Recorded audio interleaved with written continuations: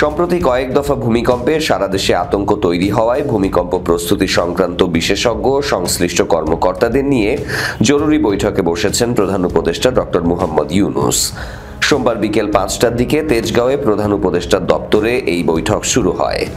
বিষয়টি নিশ্চিত করেছে প্রধান উপদেষ্টার দপ্তর।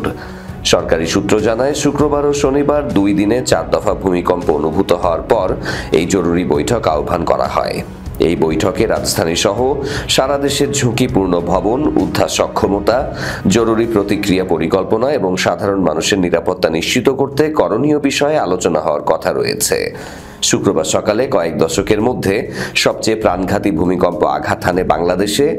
রিক্টার স্কেলে 5.7 মাত্রার এই ভূমিকম্পের উৎপত্তিস্থল ছিল নরসিংদীর মাধবদী, যা ঢাকা থেকে মাত্র 13 কিলোমিটার দূরে। ভূমিকম্পটির কেন্দ্র ছিল ভূপৃষ্ঠের 10 কিলোমিটার গভীরে।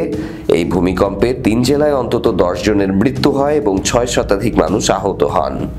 ঢাকার বহু ভবনে ফাটল দেখা দেয় এবং কোথাও কোথাও ভবন হেলে পড়ার ঘটনাও ঘটে।